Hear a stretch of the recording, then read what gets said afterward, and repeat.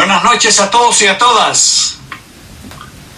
Esta es Radio Farabundo Martí Internacional y estamos aquí transmitiendo desde el norte de California para el mundo. Hoy aquí en los Estados Unidos se está celebrando el Día de Acción de Gracias. Y vamos a tener a nosotros a un candidato por parte del FMLN, un candidato indígena que está representando al sector de los indígenas en nuestro país. Estamos aquí, pues está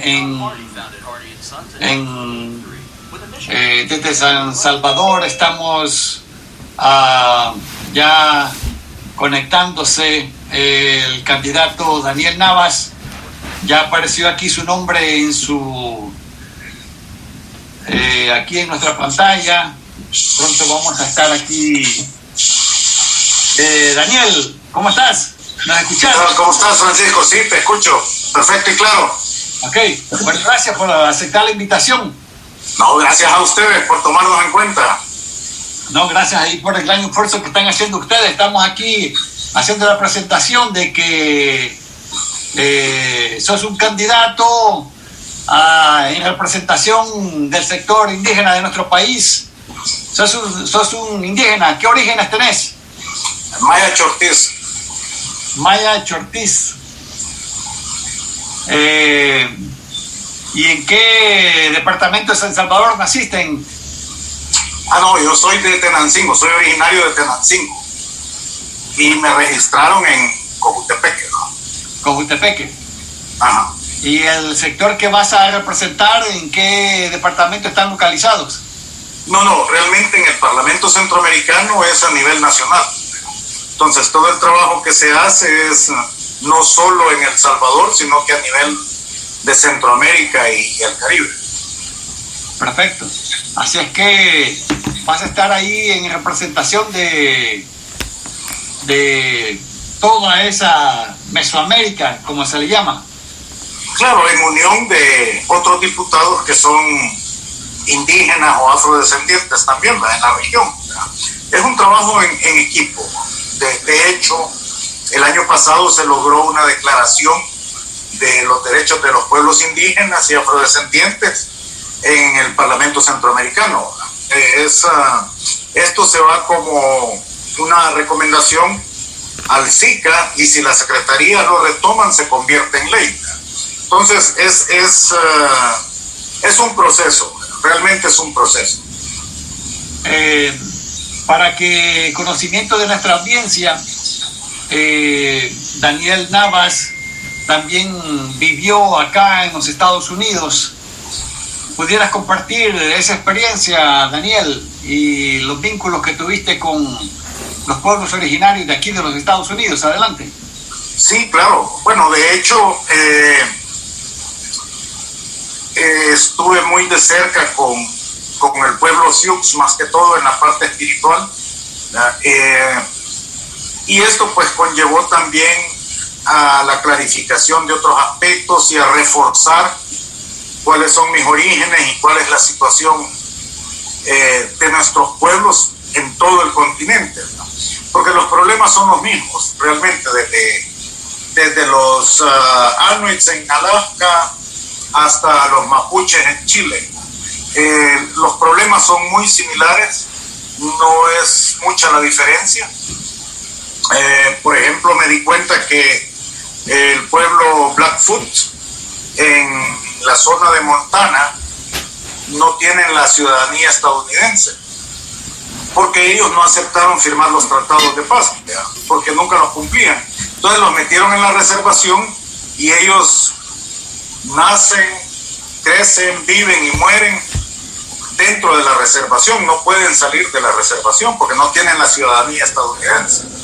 Y si quieren salir, tienen que sacar una residencia temporal que es válida por un año, que cuesta $5,000. Entonces, si ellos quieren estar fuera de la reservación, tienen que estar sacando esta visa temporal. Creo que están peor incluso que los indocumentados, porque ellos no pueden salir de la reservación sin eso, porque no son estadounidenses. Lo único que los deportan a su propio país. Es complejo. Entonces yo creo que... ¿Y cuál es el área en la cual ellos están ahí enclaustrados? Montana es la reservación de los Blackfoot está cabal en la frontera de Estados Unidos y Canadá. Ellos tienen parte en Estados Unidos y parte en Canadá. O sea que en este caso el gobierno canadiense tampoco lo reconoce. Esa parte esa parte todavía no la tengo clara, pero sí sé que tienen mejores condiciones en Canadá. Pero en esa área están circulando libremente. Exacto, es su reservación. Es como decir que aquí encerrás Izalco, y todos pueden vivir ahí, pero no puedan salir. Sí. O sea, es una cuestión. Las reservaciones fueron las cárceles obligadas que dieron los blancos, los europeos, a los indígenas. Bueno, son otras dimensiones de las injusticias. Claro. Entonces, lo pongo de ejemplo, pues, ¿verdad? Porque muchos creen que los pueblos indígenas en Estados Unidos viven en la gloria, tienen dinero, y no, ellos viven en condiciones de extrema pobreza similares o peores que las nuestras. ¿Ya? Entonces, es una situación que te lleva a la otra parte, ¿verdad? Y de ahí fue cuando retomé también la parte del tema indígena, y fue cuando decidí ir como FMLN, que por cierto la compañera Soy La Quijada me autorizó en esa ocasión para llegar como FMLN a las Naciones Unidas, donde se solicitó la presión al gobierno de El Salvador para que reconociera la existencia de los pueblos indígenas en El Salvador, porque siempre se negaba la existencia. De eso surgieron varias cosas. Vinieron dos delegados de Naciones Unidas, la primera vez Carmen Rosavilla y la segunda vez James Anaya, para verificar si era cierto que habían indígenas en El Salvador. Ellos corroboraron, confirmaron, y ahora El Salvador ya está en el libro de Naciones Unidas que El Salvador tiene pueblos indígenas. Entonces fue un proceso demasiado rápido, creí yo, porque yo pensé que no iba a funcionar, pero también surgió la modificación al artículo 63 de la Constitución, donde se modificaron, fueron 2 líneas, pero se reconoce la existencia de los pueblos indígenas en El Salvador, y fue ratificado en el 2014.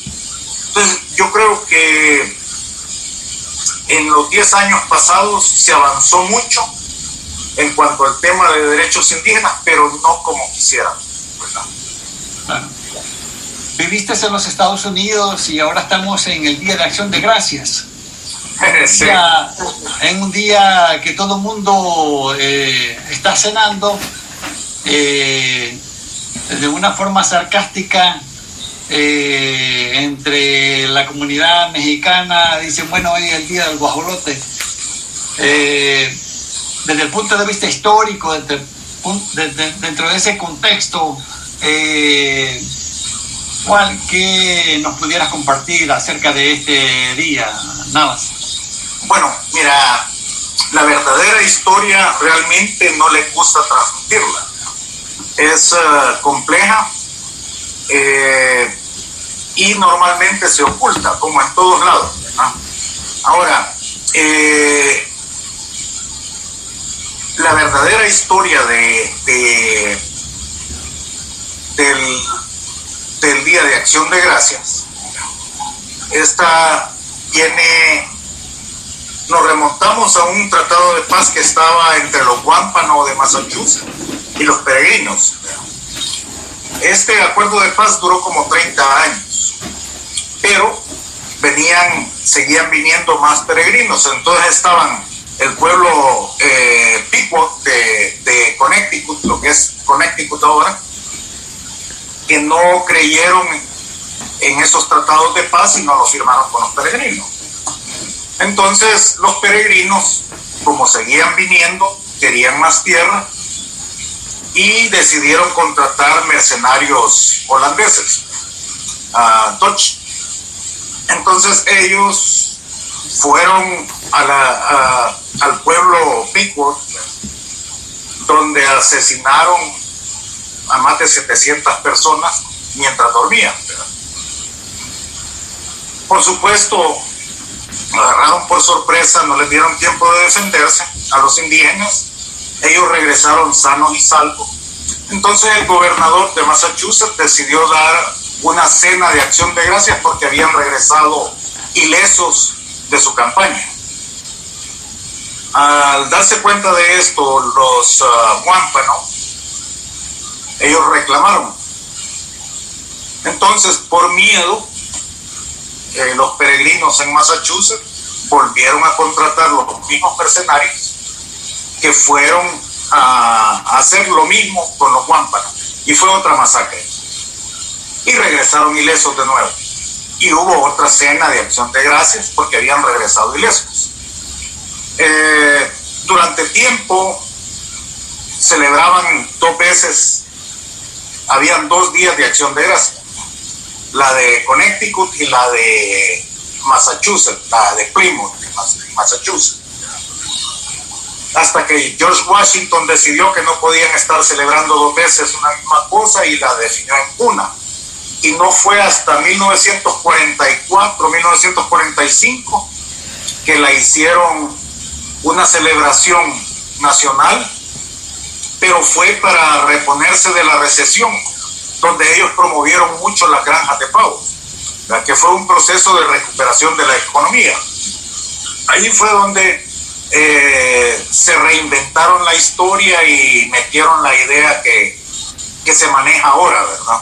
Que fue una cena por la paz entre los indígenas y los peregrinos, pero nada que ver con la realidad. Ahora, esto lo pueden encontrar en las bibliotecas. Si ustedes buscan la verdadera historia del Día de Acción de Gracias, esto está registrado en casi todas las bibliotecas, en especial la de Massachusetts y de Naciones Unidas.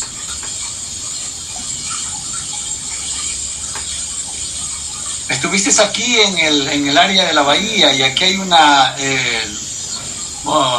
isla, Alcatraz.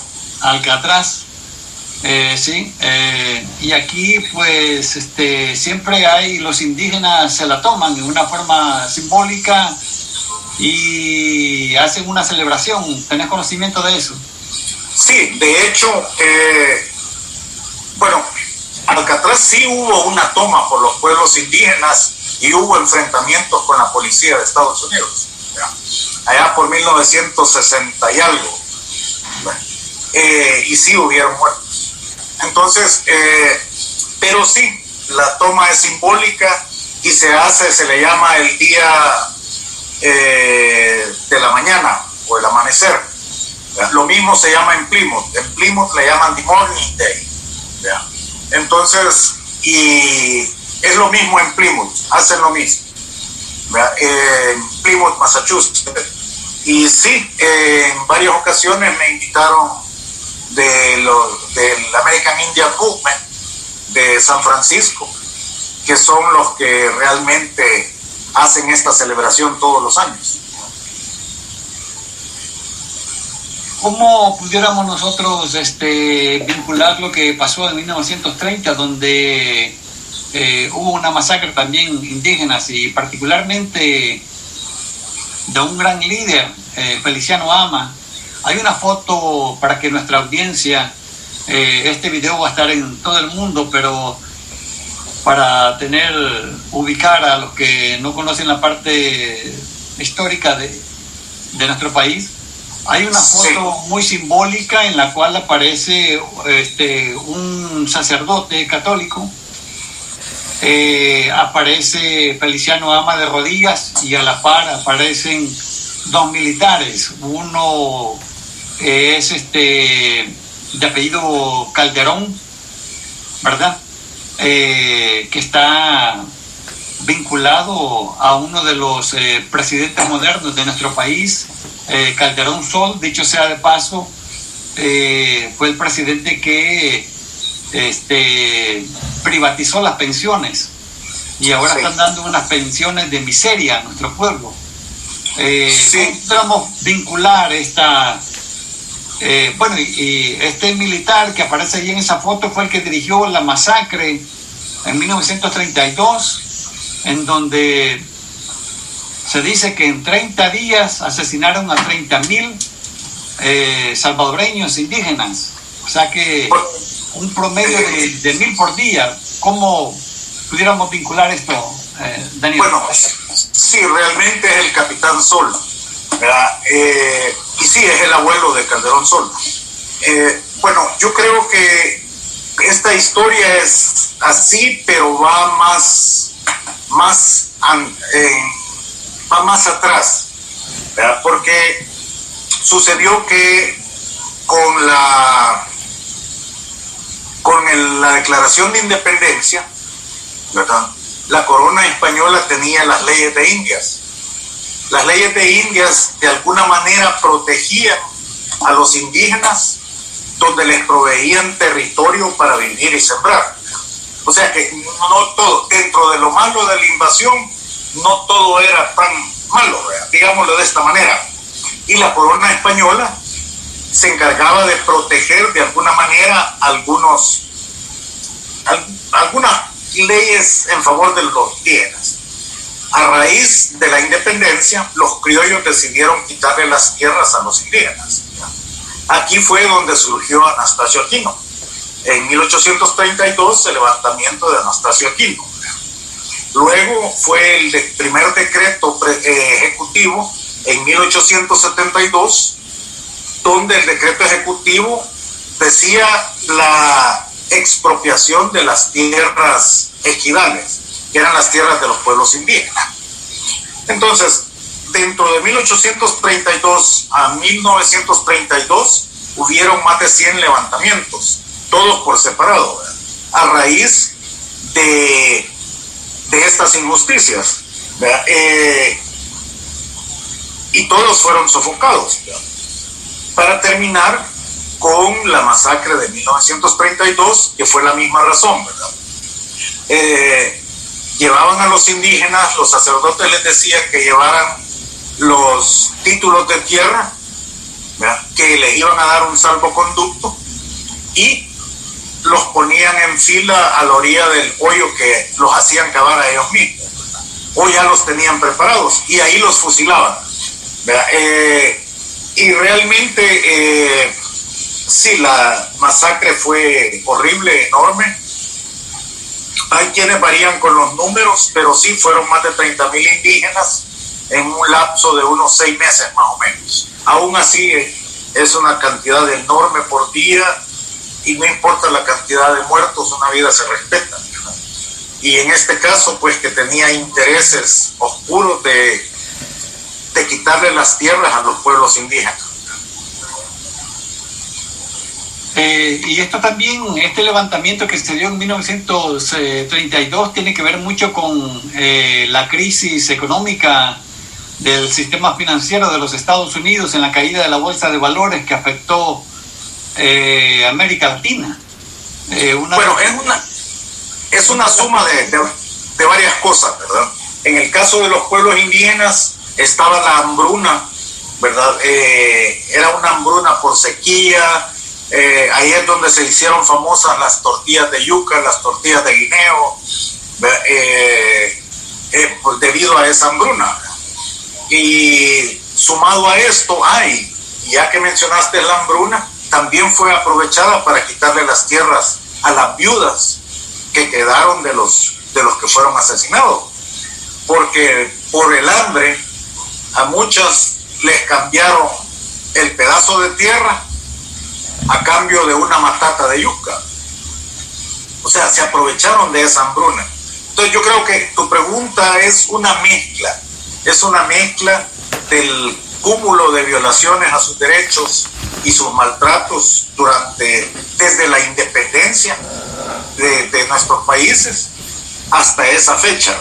Y si a eso le sumas la parte económica, monetaria, porque hay que tener claro una cosa: los pueblos indígenas podrían no tener dinero en efectivo, pero sí comida, ¿verdad? Porque ellos siembran, ellos viven de la tierra. Entonces, yo creo que es una suma de muchos factores, ¿verdad?, que terminaron en esas medidas desesperadas. Se dice principalmente de que fue una crisis, una de las principales crisis del sistema capitalista que afectó a América Latina. En la parte económica monetaria sí, pero también la sequía que hubo en ese momento, donde no habían cultivos, se perdieron muchos cultivos, se perdió mucho de las fuentes de alimentación, terminó de agravar la situación en el campo, que es donde se dio principalmente estos levantamientos de desesperación. También hubo mucha influencia de la revolución bolchevique en estas áreas, hasta el grado de que también hubieron candidatos. Sí, pero tenemos que tener claro algo. Estaba la influencia, pero si te refieres al Partido Comunista y Farabundo Martí, ellos solamente tenían 2 años de haberse constituido como partido. Entonces ellos simplemente apoyaron y se sumaron al levantamiento de los campesinos y los indígenas. No es que lideraron y esa fue la influencia, ¿verdad? Porque la formación del Partido Comunista era prácticamente nueva, ¿verdad?, en ese momento, y no es que ellos dirigieron. Ahora, sí fue aprovechada por el gobierno de la época, ¿verdad?, para desaparecer a los comunistas, decían ellos, y a todo el que mataban era comunista, según ellos, fuera indígena o no. Es una parte que hay que tomar en cuenta dentro de la historia. Pero por tu punto, sí, claro que existía, y fue donde se incrementaron los movimientos sindicales, especialmente de las imprentas, en 1921, más o menos, ¿verdad?, donde los sindicatos más fuertes y beligerantes de la época eran los sindicatos de las imprentas. ¿En qué contexto podemos ubicar la candidatura a la presidencia de Prudencia Ayala? Sí, fue un reclamo, pero esto tiene que ver más con la discriminación de la mujer. La mujer en nuestros países es doblemente discriminada, por ser mujer y por ser indígena. Entonces, Prudencia Ayala, pues, una mujer adelantada a su tiempo, ¿verdad?, tomó la decisión de representar a las mujeres, y su candidatura fue más un acto de rebeldía, ¿verdad?, para decir: las mujeres tenemos la capacidad de gobernar un país, y especialmente si era indígena. Entonces, considero que es una mujer admirable, adelantada a su época, que sentó un precedente muy fuerte en la historia, en la defensa y la validación de los derechos de las mujeres. Recordemos que las mujeres no podían votar. Igualmente sucedió eso acá en los Estados Unidos, donde le habían negado el voto a la mujer, pero poco a poco fueron conquistando ese derecho. Daniel, tuviste se te han otorgado a vos reconocimientos a tu labor dentro de este contexto del sector indígena acá en los Estados Unidos. Hubo un reconocimiento por parte del el gobernador de California y por la alcaldía de Los Ángeles. Sí, ¿Pudiera darnos a conocer qué fue lo que hiciste para obtener ese reconocimiento? Bueno, la verdad es que es algo que debo agradecer también a la intervención del Centro Cultural Techantitl, que es una organización que defiende los derechos de los pueblos indígenas en Los Ángeles, con quienes nos conocimos y nos vimos muy de cerca en Naciones Unidas. Entonces ellos vieron el registro del inicio, ¿verdad? De poner la pieza en donde se pedía que se le exigiera al gobierno de El Salvador el reconocimiento de los pueblos indígenas, pero que esto se derivó en la modificación del artículo 63 de la Constitución. Después de eso estuvo el apoyo en la publicación de la Política Nacional de Pueblos Indígenas, en el apoyo y la presentación de la propuesta de ley nacional de pueblos indígenas, que todavía está esa pieza en la Asamblea en discusión, ¿verdad? Entonces, creo que fue un cúmulo de algunas acciones que creo que ellos valoraron, ¿verdad? La otra es el rescate por la historia real ancestral, ¿verdad? Porque recordemos que nuestra historia fue reescrita por Jorge Lardey Larín y entre otros historiadores que fueron pagados para tergiversar toda la historia, ¿verdad? De ahí que salen los Nahuatipí, la Tlacat, Cuxcatán, o sea, todas esas son historias reinventadas, ¿verdad? Que es un tema muy largo y escabroso que merece hablarse, pero es un tema largo, ¿verdad? Que es de hablarlo, solo eso, ¿verdad? Entonces, creo que fue un cúmulo de todas esas situaciones, ¿verdad? Y sí, agradezco mucho al gobernador de Estados Unidos y de California y al alcalde de Los Ángeles por ese reconocimiento. La verdad es que por un lado el gobierno local me aprecia, pero por otro lado el gobierno central no me dejó entrar.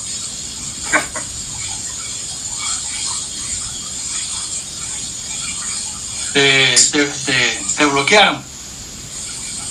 Me revocaron mi visa 4 días antes.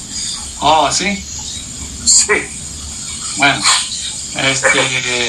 todavía siguen las represalias contra nuestros pueblos indígenas. Bueno, fue un contexto. Fíjate que ahí se dio en el marco de que a varios miembros del FMLN revocaron las visas, pero fue porque se establecieron las relaciones con China. Ah, bueno, imagínate. Y a la Janine Áñez, que ha andado asesinando indígenas allá en Bolivia, creo que ya le tienen su visa preparada. No, se la negaron. ¿Se la negaron? A ella y a los 300 funcionarios que ella solicitó la visa. Anda huyendo. De hecho, está sitiada en un departamento de Bolivia. La misma población la tiene sitiada, no la dejan salir. Sí, supe de esa noticia de que la misma población indígena bloqueó el aeropuerto porque ella iba directo a Brasil. Sí, algo así. No tengo claro todos los detalles, pero fue la misma población la que le cerró el paso. Sí, y que no la dejaron salir porque iba directo a Brasil y ahora está en un lujoso condominio. Algo así. Esperemos que enfrente la justicia. Bueno, y vemos este tipo de casos en toda América Latina, ¿no? Con los en Chile, Brasil, Ecuador, Bolivia, México, El Salvador. Estamos viendo casi toda la misma situación, pero es muy interesante que nosotros como salvadoreños estemos también enterados de que tenemos población indígena.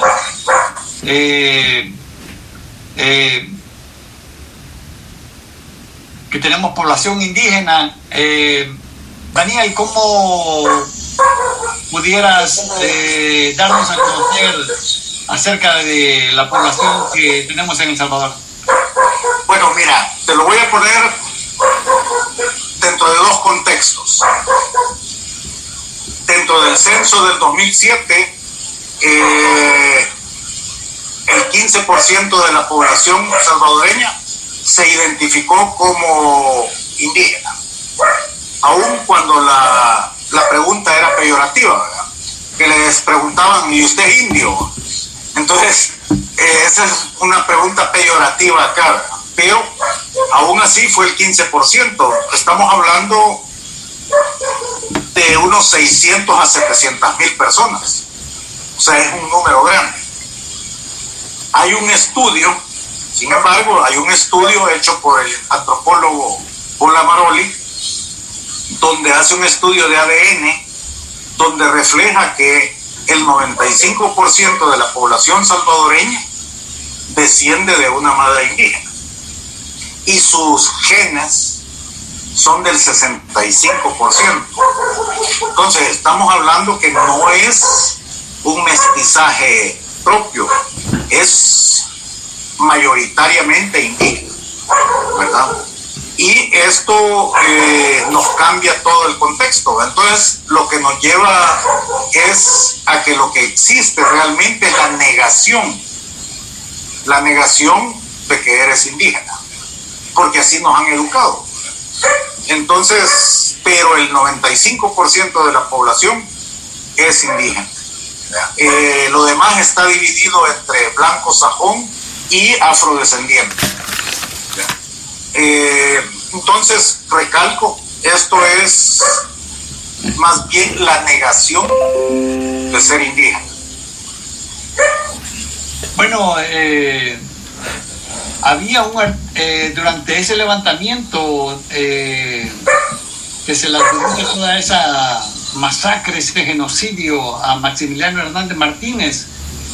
En la Constitución él puso de que no quería en El Salvador ni chinos, ni árabes, ni negros. Más bien negros. Los de chinos y árabes no. Pero eso fue abolido con la primera bancada del FMLN en la Asamblea, donde se quitó esa parte racista hacia los negros. Y sí existió. Y también Maximiliano Martínez sacó unos decretos ejecutivos donde exoneraba de toda culpa a los que cometieron las masacres de indígenas. Parecido a lo que hizo Cristiani. Fue más allá, realmente fue un decreto ejecutivo en donde prácticamente eso quedó impune. De hecho, soy firmante de un habeas corpus en la Sala de lo Constitucional, en la Corte de la Suprema Justicia, en donde por derecho a la verdad se pide la clarificación de los desaparecidos y torturados en 1932. Eso está en proceso y fue aceptada. Daniel, ¿qué información nos podrías compartir acerca de los afro-salvadoreños? Porque es totalmente desconocido. Perdón, permíteme un momento, permíteme.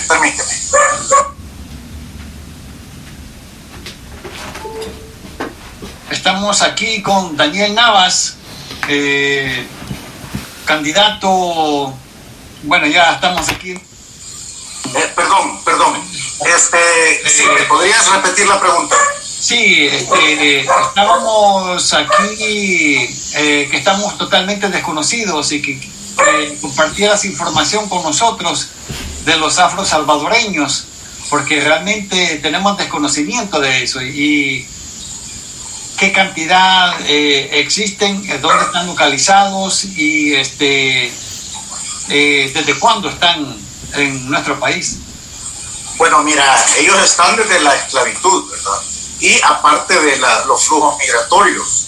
Realmente en Zacatecoluca, en el parque de Zacatecoluca, hay un monumento donde se pone la fecha donde se declaró prohibida la esclavitud de negros, ¿verdad? Entonces, ese es un punto que nos dice si hubieron negros, contrario a lo que la gente cree. Por otro lado, estamos hablando de un porcentaje bien pequeño, ¿verdad? Pero el número es mucho más alto. Si tú vas a Tiquisaya, si tú vas a Tacuba, a Huachapán, a Pastepeque, algunas zonas de San Miguel, hay personas, campesinos, con rasgos puramente africanos, ¿no? Y son salvadoreños. Incluso hay nombres que son nombres de descendencia africana. Por ejemplo, me parece que está el Cerro de los Mulatos. Mulato es como se le llamaba a la mezcla de negros y con indígenas. Se dio una cuestión. Había un esclavo que era negro, ¿verdad? Pero si tenía un hijo con un indígena, ese hijo era libre, no era esclavo. Entonces se dio mucho de esa mezcla también, ¿verdad? Entonces hay pueblos que tienen nombres relacionados a los términos africanos. El tema para mí es bastante nuevo, yo lo estoy aprendiendo todavía. De este tema yo he empezado a estar relacionado desde hace un par de años. Lo desconozco mucho, pero he ido aprendiendo con la gente que se identifica como afrodescendiente, tienen sus organizaciones, y de hecho les he apoyado mucho en la presentación de piezas de correspondencia para que se reconozca la existencia de los afrodescendientes en El Salvador en la Constitución Política. Sería otra modificación al artículo 63. Quiero compartir una anécdota personal que yo tuve cuando estaba estudiando de sexto grado a noveno. A mí, ¿sabes? Los salvadoreños siempre nos encanta jugar fútbol a esa edad. Y en esos 3 años llegó a mi escuela un afro salvadoreño, con todas las características, ¿no? Así, alto, colocho, totalmente moreno, alegre, ¿me entendés? Y sería de San Miguel, me imagino. No sé, pero de dónde sería, pero apareció por ahí en la escuela. Me hice gran amigo de él porque él le encantaba el fútbol, a mí también. Yo jugaba delantero derecho y teníamos una gran coordinación porque él estaba en el centro y yo siempre le colocaba las pelotas y él era el más alto, eran goles seguros, ¿me entiendes? Entonces tuve la oportunidad de compartir con él, de que me llevara a su casa, de conocer a su familia, pero con toda honestidad yo lo veía como un amigo, ¿verdad? Pero no lo veía con la conciencia que se tiene que ver de que es un afro salvadoreño. Nunca me detuve a meditar ni a reflexionar al respecto, pero sí llegamos a ser grandes amigos. Él muy sobresaliente en matemáticas y muy sobresaliente en el fútbol también, y el fútbol fue el que nos entrelazó en esa amistad. Pero bueno, son cosas de que nosotros los salvadoreños tenemos que reflexionar, de que estamos sumamente mezclados, ¿verdad? También con algunas culturas árabes. Bueno, ahí tenemos a un gran líder histórico, Shafik Hamdan, ¿verdad?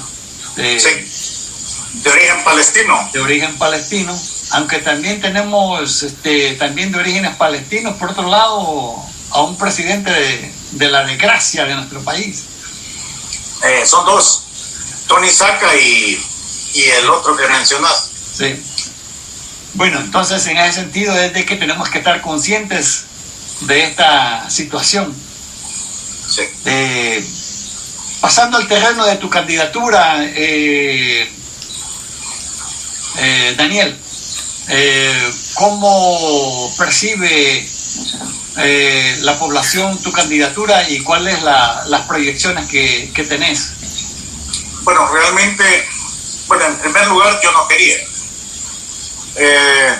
Primero porque nunca me ha gustado buscar una posición de este tipo, ¿verdad? Muchas veces cuando te dedicas a la parte pública, de funcionario público, te desligas de la comunidad. Y eso es algo que a mí nunca me ha parecido. Aún así, fueron las mismas comunidades indígenas con las que trabajo de cerca las que me dijeron que me inscribiera. No lo hice hasta último momento. Y de hecho también la juventud de los afrodescendientes me pidieron lo mismo, ¿verdad? Esta jovencita que casi que me empuja y me dice inscríbase porque lo vamos a pedir. Entonces realmente yo no quería y en su momento lo acepté por dos razones. Una, porque el tema es desconocido. Hay mucha tergiversación y todo. Y hay mucho indigenista que vive del tema, recibe mucho dinero, pero de este dinero no llega nada a las comunidades indígenas. Entonces, yo soy de la idea que primero tenés que crear un marco legal para que proteja a los pueblos indígenas. Por ejemplo, en este momento se tiene el reconocimiento en la Constitución y hay una ley, y lo que hay es una ley de cultura en donde un apartado de esta ley ponen dentro del tema cultural, danza y cantos, un tema folclórico a los pueblos indígenas. Pero realmente los pueblos indígenas necesitan una legislación propia. Y por eso se introdujo la pieza de correspondencia en el 2017 para que exista una ley que asegure los derechos de los pueblos indígenas, ¿verdad? Que todavía está en discusión. Aún así existe una política, pero una política es decisión del funcionario que llega si la implementa o no. Y de hecho la han hecho de lado. Entonces, se necesita una legislación. Ahora, el año pasado se logró que como Parlamento Centroamericano, en este caso debo reconocer el apoyo por parte de la diputada Blanca Flor Bonilla, que ha sido un bastión de apoyo en este tema muy fuerte, ¿verdad? Y en ese momento también la presidenta del Parlamento Centroamericano, que era la diputada Irma Maya, que aceptó la propuesta de las comunidades indígenas de Guatemala, que le pidieron hacer una declaración sobre los derechos de los pueblos indígenas.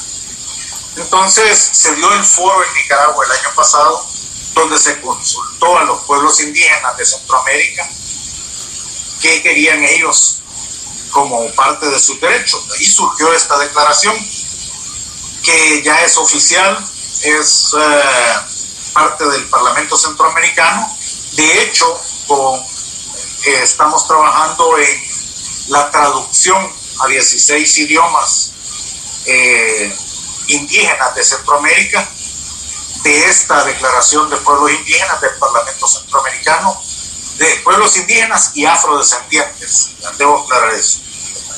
Entonces, yo soy de la idea de que los pueblos indígenas necesitan una legislación específica para ellos, por muchas razones.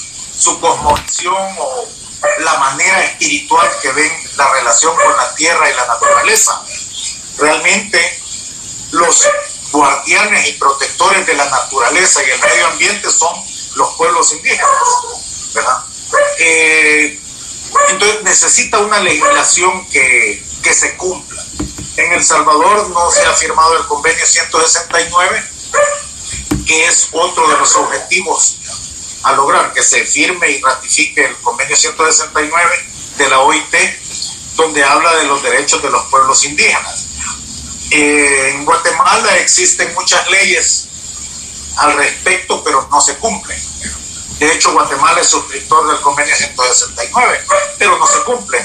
Entonces, yo creo que en la medida de que la gente tome conciencia de su raíz, de quién es, ¿verdad?, de dónde venimos, se va a saber hacia dónde vamos, y también se van a empoderar del tema de sus derechos en sí, ¿verdad? Que de hecho, te digo, la comunidad indígena de ahora no es la misma de hace 10 años. De hecho, fueron ellos los que elaboraron la política nacional de pueblos indígenas, con apoyo del Ministerio de Cultura en ese momento, pero fueron las comunidades indígenas las que elaboraron esa política. Entonces, yo creo que en la medida que se va educando y se le va quitando el miedo al 32, porque todavía existe, se va a caminar, ¿verdad? Porque tú puedes tener la buena voluntad, ¿verdad? Pero si no están presentes esas comunidades a quienes vas a apoyar, no va a caminar nada, ¿verdad? Tienen que ser ellos, ¿verdad? Uno muchas veces es solamente el apoyo y el canal, ¿verdad? Por darte un ejemplo, habían intentado por mucho tiempo introducir piezas de correspondencia relacionado al tema y nunca caminaban, ¿no?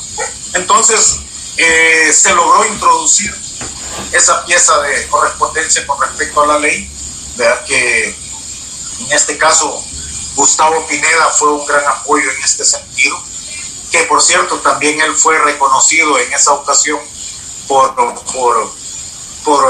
las autoridades de California. Entonces yo creo que hay mucho por hacer. Si en el Parlamento Centroamericano se logra establecer, que es donde hay más apertura en este momento para el tema de pueblos indígenas y afrodescendientes, creo que es una manera de incidir en la Asamblea Legislativa también, ¿verdad? Y es parte del proceso, En eso se está trabajando, y creo que más bien si las comunidades indígenas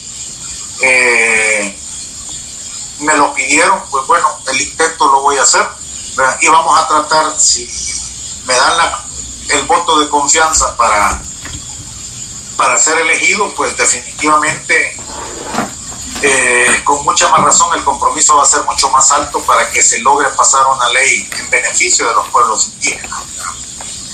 También compartías conmigo el hecho de que una frase muy significativa, muy profunda, en la cual decías que los indígenas se ven bien y son aceptados en los museos, nada más, pero en la vida real, pues, son rechazados y discriminados. O sea que esa mentalidad la tenemos que ir cambiando, y es un verdadero reto. Daniel, considerar de que en 1932 tu candidatura en el partido FMLN es un reencuentro histórico entre los indígenas y Farabundo Martín. Bueno, mira, de hecho, parte de la agenda del FMLN ha sido la defensa de los derechos sociales. Entonces, en ese sentido, yo creo que no hay ningún reencuentro, solamente es la continuidad de la agenda, de parte de la agenda que el FMLN ha traído en el tema. En una ocasión, ¿cómo se llama? Permitime. Sí, estamos aquí con Daniel Navas. Perdón. En una ocasión, uno de los líderes indígenas fue claro en decir, sabemos que solo con el FMLN se va a lograr algo en favor de los pueblos indígenas. Eso lo dijo en una reunión. Entonces, hay muchas de las comunidades indígenas que están claros en ese sentido. O sea, es el FMLN, de los 10 años del FMLN, es cuando los derechos de los pueblos indígenas avanzaron mucho. No como se quisiera, porque hubieron fallas, no se firmó el convenio 169, pero se avanzó mucho a pasos agigantados. Daniel, ya para casi terminar, falleció Diego Maradona y su apariencia física, su estatura, su fisionomía, clásico de un indígena latinoamericano, pero de extraordinarias habilidades deportivas. ¿Qué piensas cuando escuchas la palabra Diego Maradona? ¿Qué te puedo decir? Bueno, dos cosas. Una, primero, mi más sentido pésame al pueblo argentino y al fútbol mundial por la pérdida física de Maradona. Pues realmente su capacidad de juego era indiscutible, ¿no? Pero por otro lado, él se sentía muy hermanado con El Salvador. Él admiraba mucho a Jorge González. Entonces, él,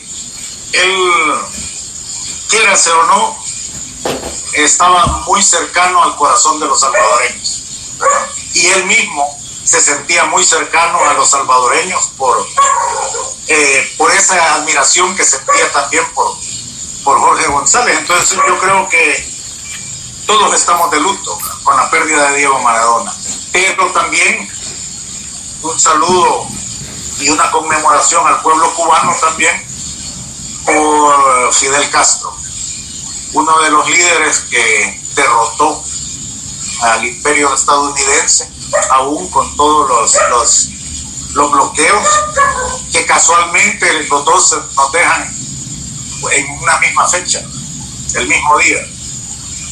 Hay un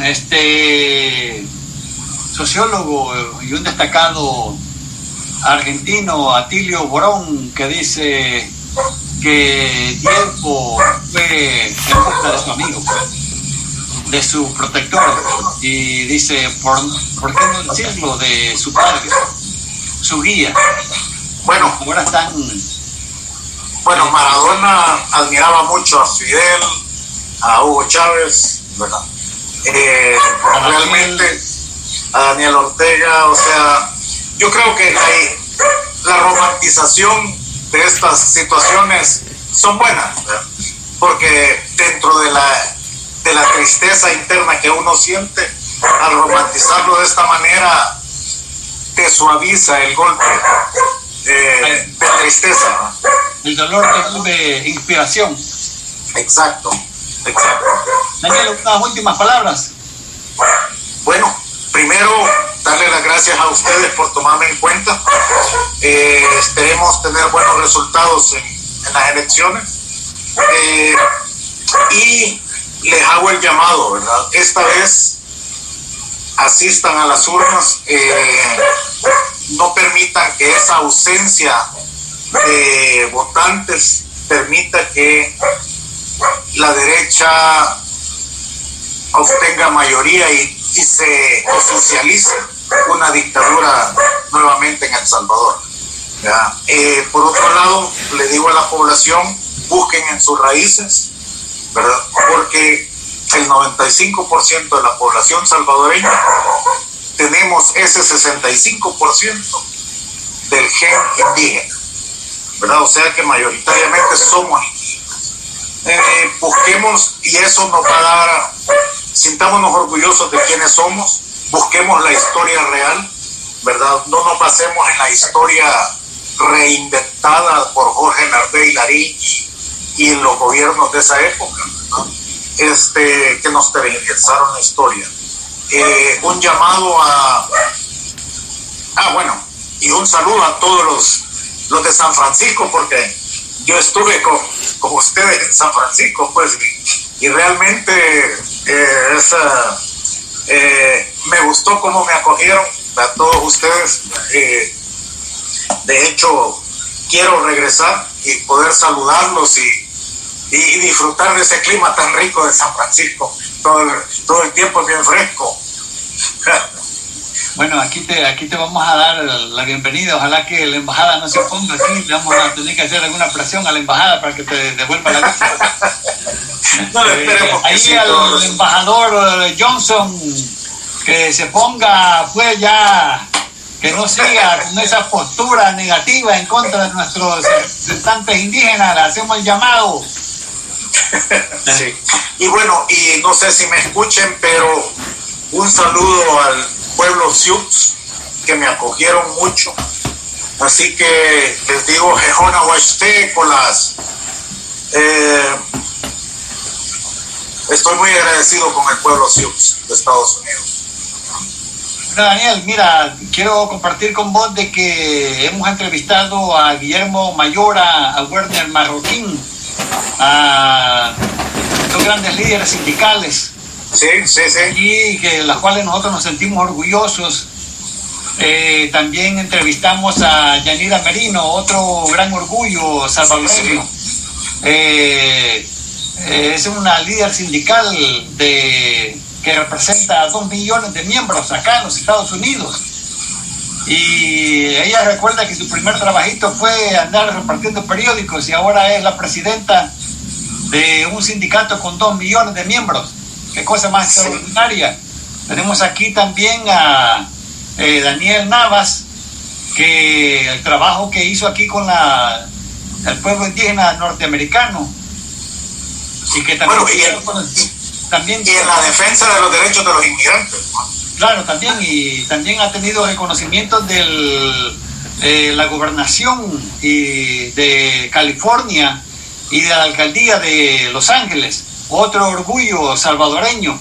Así es que aquel que vuelva a intentar la estupidez de Trump de llamarnos que venimos de un hoyo de M, va a tener serias consecuencias.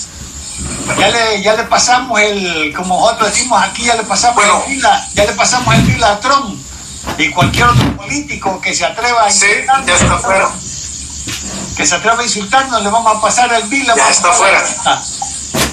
Así es que, como nosotros decimos acá en Radio, como decimos nosotros acá en Radio Farabundo Martí Internacional, porque en el corazón de todos aquellos que nos mantenemos en la lucha no existe la derrota.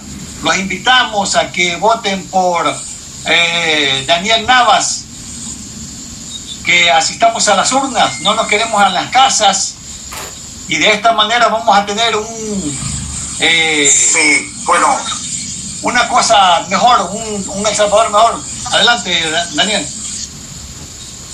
Bueno, sí, solo un paréntesis. Realmente en este momento, por ley, no se puede hacer el llamado al voto. Bueno, hasta después del 28. Yo estoy aquí en los Estados Unidos y esa ley no aplica a mí, no me aplica. Así es que me demande Bukele si quiere.